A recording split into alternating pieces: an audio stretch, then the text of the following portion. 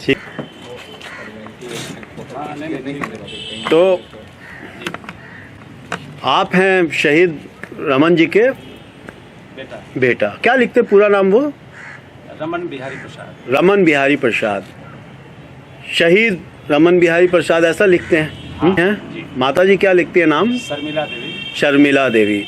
तो कितनी उम्र थी आपकी जब पिताजी शहीद हुए? 2-3 महीना रहा। 2-3 महीना रहा, यानी अभी आप करीब 50 साल के हैं। नहीं, 50 से थोड़ा कम है। थोड़ा कम है, 50 से थोड़ा कम है।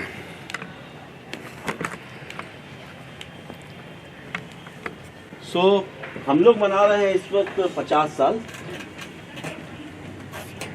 50 years ऑफ 71 वॉर। बैठिए। अरे देखिए, यही है जो हम लोग को, जो आपको रिस्पेक्ट मिलना चाहिए सोसाइटी में और जो शहीदों को मिलना चाहिए, मुझे लगता है कि शायद वो एक फॉर्मेलिटी अब रह गई है। 25 years, 50 years या सालगिरह या इस कैसा लगता है एक शहीद के, वो भी ऐसे फौजी के जिसने 71 में अपनी कुर्बानी दी हो, कैसा महसूस करते हैं आप? देखिए, एक तो मान लीजिए कि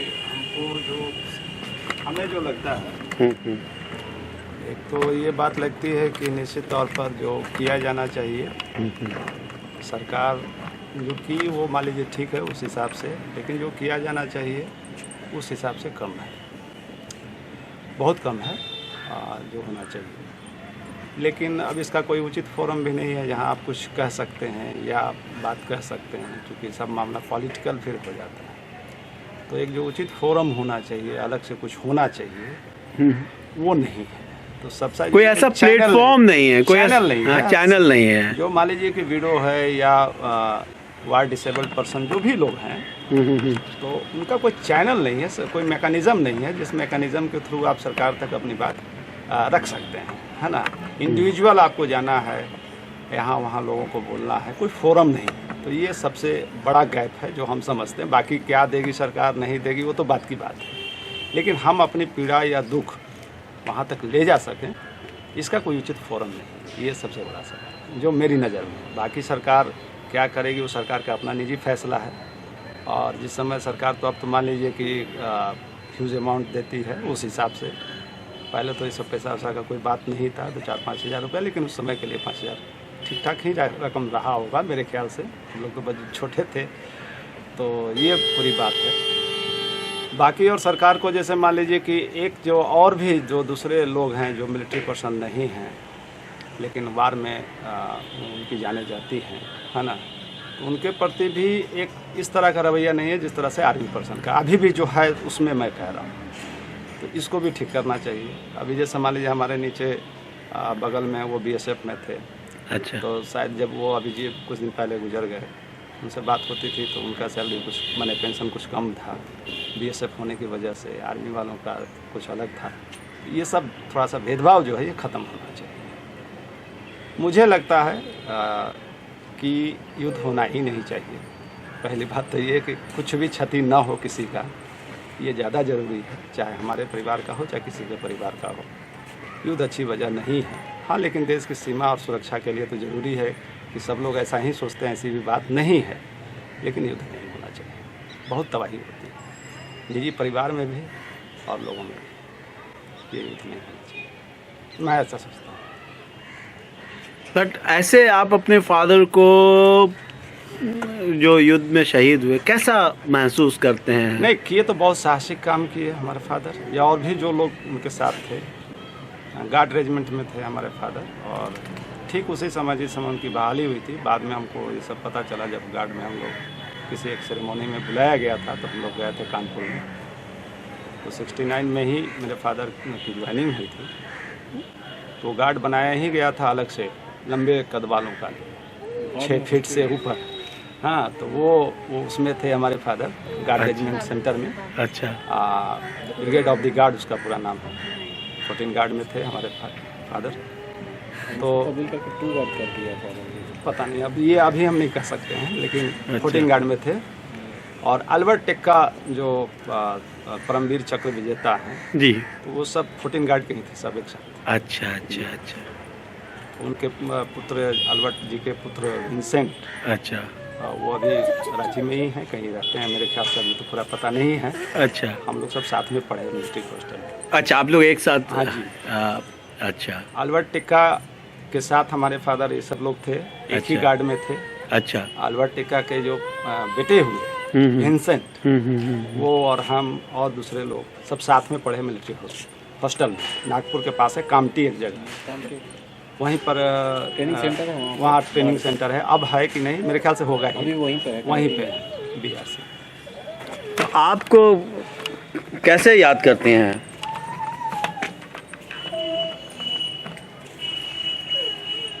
बोलिए कुछ। 50 साल कैसे?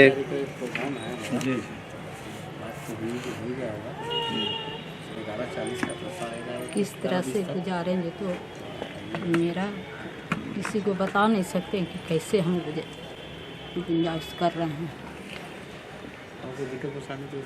इट वॉज वेरी टफ, मतलब बहुत मुश्किलों का समय रहा। बहुत कष्ट से गुजर रहे हैं। हमारे फादर के डेथ के बाद जो हम लोग को रिश्तेदारी मिलनी चाहिए थी ना, शारीरिक भी मेरा शरीर भी काम नहीं कर रहा। अच्छा, शरीर भी काम नहीं कर रहा था। शरीर भी काम नहीं कर रहा। बाईपास सर्जरी करवाए हुए हैं, कैंसर का ऑपरेशन करवाए हुए हैं, इस सब से बहुत तकलीफ है। और एक कोई उनके जाने के बाद तो क्या समस्या है जो तो क्या बता सकते हैं। लेकिन कैसे याद करती हैं उनको, कैसे उनकी बातों को कैसे याद करती है? कुछ बातें जो शब्द जो गूंजते होंगे आपके हाँ, मन मस्तिष्क में।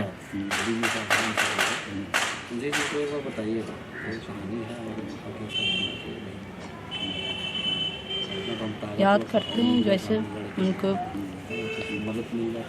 उसमें 2 साल शादी के हुआ था। अच्छा, 2 साल हुए थे शादी 2 को? साल शादी हुआ था। बेटा का जन्म नहीं था। अच्छा, बेटा का जन्म अच्छा नहीं हुआ था। बेटा का जन्म शहीद होने के बाद हुआ है। बाद हुआ है। विजय जी एक सेकंड सिर्फ। हाँ, तो बेटा का जन्म शहीद के बाद हुआ है। जी। कहाँ थी आप उस वक्त? गांव पर थे, घर पर थे। घर पर थे। देहात पड़ता था, गांव में था। फिर PMC में लाया गया, PMC में भर्ती किए, वहीं हमको डिलीवरी हुआ। अच्छा, तो उनकी खबर कैसे आई आपको? उनकी खबर आया, घर पर एक लेटर आया। लेटर आया? अच्छा। लेटर आया कि आपका उनका गोली लग गया है और लखनऊ हॉस्पिटल में भर्ती हैं। अच्छा। तो इधर से हम लोग माने कि परिवार लोग जाने के लिए तैयार हो गए हैं कि लखनऊ हॉस्पिटल में चलते हैं। तो तब तक फिर एक आदमी आ गए कि उनको एक्सपायर हो गया है। अच्छा। तो फिर मेरे चचा एगो रहते थे मिलिट्री में लखनऊ में, तो उनको छुट्टी में आए हुए थे। तो उनको फिर हम नहीं, मेरा भैया थे। तो हाँ लोग भी ससुर और भैया मिलके सब वहाँ गए और चाचा को भी भेजें। तो वहाँ गए तो बोले कि तो एक्सपायर कर गए, कपड़ा लता दिखाने लगे कि ये सब है उनका। तो ये लोग तो अपने चले आए, वे बॉडी उनको नहीं मिला। हम लोग को नहीं। क्या बोलना चाहते हैं खास? 50 साल होने जा रहा है, 50 years।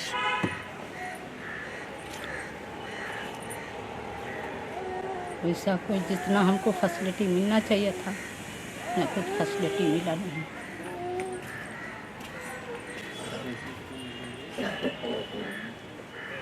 उसमें 5,000 रुपया हमको मिला था। 5,000 रुपीज़ मिला था उसमें।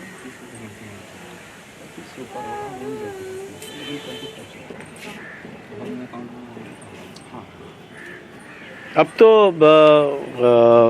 रणविजय जी, जो युद्ध है उसका तौर तरीका सब बदल गया है। हाँ, अब तो हर रोज़ युद्ध हो रहा है, हर रोज़ सैनिक मारे जाते हैं, शहीद होते हैं। वो एक तरह का गोरिल्ला वॉरफेयर कहिए या जो कहिए, आतंकवाद का सहारा लेके रोज़ एवरी डे, या एवरी डे तो नहीं बट हाँ इंसिडेंट लगातार होते हैं, लगातार हमारे उससे ज़्यादा लोग मारे जा रहे हैं। जो घोषित युद्ध है उससे ज़्यादा ही हाँ, अब तो युद्ध का तरीका बदल गया है, मतलब ये जो छुपा हुआ युद्ध है, छुपा हुआ युद्ध हो रहा अचानक से हमला करने वाला है, माने अघोषित युद्ध लड़ा जा रहा है कुल मिलाकर। हम डर की वजह से नहीं कह रहे हैं कि डर कोई बड़ी वजह नहीं। अब इसको जहाँ तक राजनीति में ठीक किया जा सकता है किया जाना चाहिए। जहाँ तक हमारे आपके काबू में चीज़ें हैं वहाँ तक तो ठीक होना चाहिए, ताकि इससे नुकसान कम हो। हम नुकसान कम करने की बात कर रहे हैं। कोई किसी भी चीज़ में ज़िंदगी में आदमी जीता है, कोई भी नुकसान कम ही करता है, और नुकसान कम होने का मतलब है आपकी तरक्की। जी अच्छा, लेकिन डर की वजह से नहीं कह रहे। अब मान लीजिए कोई युद्ध थोपा ही गया, हाँ, कोई हमारे यहाँ घुस ही आ रहा है, उसको तो हम रोकेंगे। लेकिन राजनीति में जहाँ तक इसको कम किया जा सकता है उसकी कोशिश और बड़ी कोशिश होनी चाहिए कि इसको कम किया जाए। जैसे भी क्या है संदेश आज का इन्वर्टेड कॉमा में? संदेश यही है कि हम एक बड़ा मुल्क हैं, देश हैं, और हमारे सामने कोई आंख उठा के देख नहीं सकता है ना। इसलिए वो छुप करके युद्ध करते हैं या कोई भी हमला करता है, और इसका जवाब भी लोग देते हैं, है ना। और ये जो एक नेचुरल युद्ध है, उससे अलग जो राजनीतिक युद्ध है, उस युद्ध पर एकदम विराम लगना चाहिए। राजनीतिक युद्ध के राजनीतिक पैंतरेबाजी से जो युद्ध होते हैं उस पर एकदम विराम लगना चाहिए। ये बहुत गैर जरूरी है, बहुत नुकसान देने वाला है। हम लोग का समाज और सोसाइटी इस तरह का नहीं है। आप अमेरिका से इसकी तुलना नहीं कर सकते हैं हमारे समाज की। हम एक उदाहरण बताते हैं। जब पिताजी हमारे गुजर गए तो मेरे पिताजी 2 भाई थे। अच्छा, माँ को हिस्सा नहीं मिला। हमारा समाज ऐसा है कि आपको बाहर भी लड़ना पड़ता है, घर में अंदर भी लड़ना। ये जो कंट्रोवर्सी है इसको आप कैसे देखेंगे? वो तो हमारे देश के हैं, अपने परिवार हैं, खून है, इससे आप कैसे लड़ेंगे? हम नहीं लड़ पाए। हमारे पिताजी माने सीमा पर तो लड़ लिए दुश्मन से, लेकिन अंदर आकर के हम हार गए कि हमारे चचा हमारे ही प्रॉपर्टी से बेदखल कर दिए, और इसका कई जगह गुहार लगाया गया, लेकिन अभी तक तो हल नहीं हुआ। जो भी इसका नतीजा होता, मान लीजिए हम गलत ही दावा कर रहे थे, एक बात का मतलब हम कह रहे हैं, लेकिन इन पोजीशन पर तो जाना चाहिए, उसका दयन तो होना चाहिए था। तो शुरू ही नहीं हुआ, दयन क्या होगा? एक युद्ध हुआ 71 में, युद्ध इंड हुआ, भारत जीत गया, सबको खुशी हुई, हम लोग को भी खुशी हुई। शहादत को हम लोगों ने इस रूप में सेलिब्रेट किया। हम तो बहुत छोटे थे, लेकिन आज भी हम सेलिब्रेट कर रहे हैं।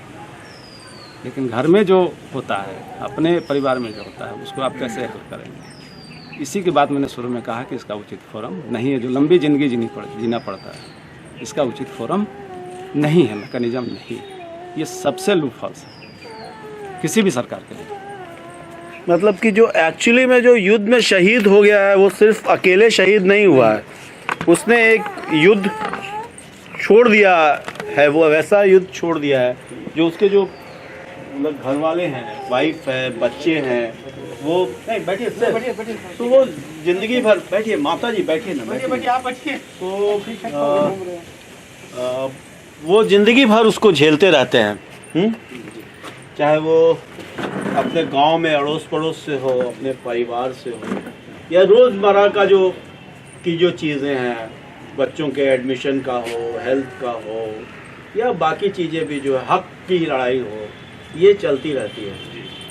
तो इस पे भी एक समाज को और सरकार को, दोनों को सोचना होगा कि जिस समय शहीद आते हैं उस समय तो शहीदों के लिए बहुत बड़े बड़े जुलूस निकलते हैं, फूल बरसाए जाते हैं, लेकिन उसके बाद शहीद उनकी ज़िंदगी पे भी थोड़ा ध्यान देना चाहिए।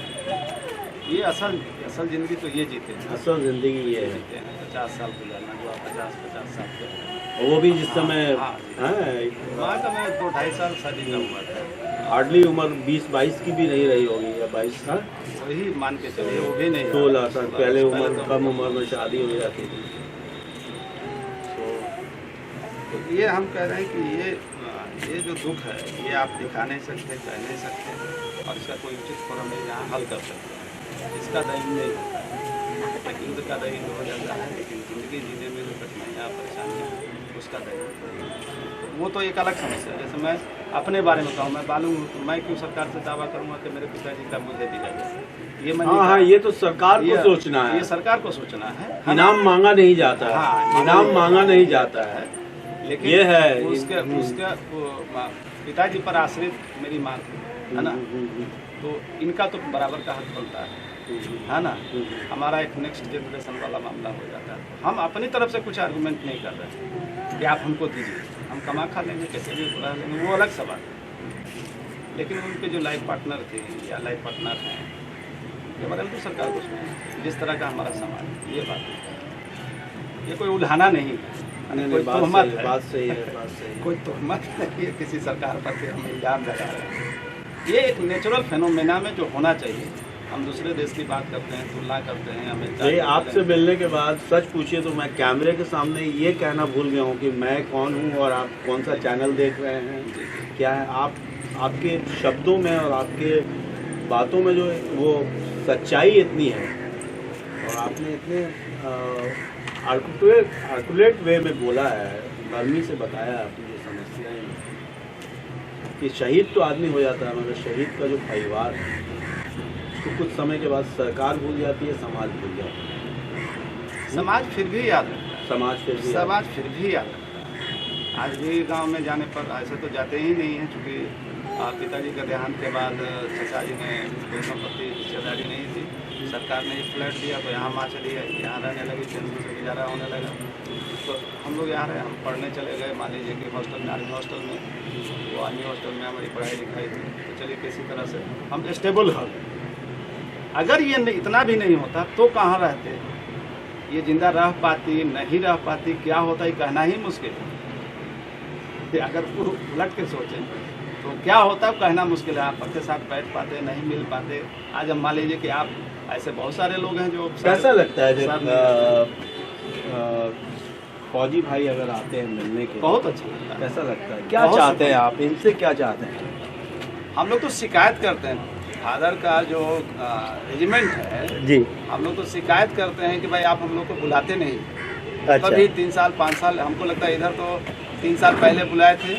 50 साल मेरे ख्याल से गार्ड रेजिमेंट की स्थापना का हुआ था, उस समय बुलाए थे कानपुर में। अच्छा। उसके पहले तो हमको ध्यान ही नहीं है, बहुत पहले, हमको लगता है 15 साल 20 साल पहले बुलाए होंगे। अच्छा अच्छा अच्छा। तो कम से कम एक माने जो इसका एक डेट है जी, उस युद्ध को जीतने का जो डेट है 28 दिसंबर या 30 दिसंबर, जो भी है, दिसंबर का महीना है, उस महीने में भी तो कम से कम सब लोगों को बुलाएं। जैसे अभी मान लीजिए कि ये कहा गया, अभी इन्विटेशन दिया गया, बहुत अच्छा लगा। हम आपका वेट कर रहे थे, 2 बार लोग आए, 3 बार लोग आए, तो कई बार फ़ोन भी किए, तो हमने एक बार बोला भी कि 5-6 बार क्रॉस चेकिंग हो चुका है। तो बोले नहीं, मेरा कोई ऐसा इरादा नहीं है, लेकिन बोले नहीं, फ़ोन तो आता रहता है, अच्छा भी लगता है, लेकिन 5-6 बार क्रॉस चेकिंग हो चुका है। तो हंसने लगे, जो कोई मेजर साहब थे या कोई थे, तो मैंने अच्छा लगा, ये अच्छी फीलिंग है। इनको याद कर साल में 2-4 इस टाइप का कुछ ओकेजन होना चाहिए जिससे कम्युनिकेशन होना चाहिए। हाँ, यही वो जो शुरू में हम बात कहे, इससे हम कम से कम मन का बोझ हल्का हो जाता है। आदमी लगता है कि नहीं, आप हमको एक फैमिली समझ रहे हैं, आप हमको फैमिली मेंबर समझ रहे हैं, है ना। तो फैमिली मेंबर समझने का मतलब ही ये है कि आप हमको पूछें, हम भी आपको पूछेंगे। आप कुछ ऐसा बना दीजिए कि हम आपको पूछेंगे, क्या दिक्कत है, आप आइए मेरे यहाँ खाना खाइए, रहिए, कोई दिक्कत नहीं। मतलब मानसिक और क्या कहते हैं, मन से और दिमाग दोनों से आपको लगता है कि फौज जो है वही आपका परिवार है, वहाँ से कोई है? हाँ बिल्कुल, अभी क्यों नहीं, फौज है, परिवार है, हम लोग के परिवार के लोग हैं, है ना। कोई भी आते हैं तो लगता है कि यहाँ कहीं ना कहीं एक अक्स दिख जाता है कि हाँ हमारे फादर भी ऐसे दिखते रहे होंगे। हम तो देखे नहीं अच्छे से, तो लगता है ना कि कभी कोई आ रहे हैं, फौजी जा रहे हैं, कोई गार्ड वाले मिल जाते हैं तो स्पेशली रोक करके पूछते हैं, भाई आप किस गार्ड में हैं, हाँ हम फिर बताते हैं। हमारे फादर कोटिंग गार्ड में थे। आर्मी नंबर बताते हैं, हमको कंठस्थ याद है। अच्छा 1366-4609। अच्छा मेरे फादर का आर्मी नंबर 1366-4609।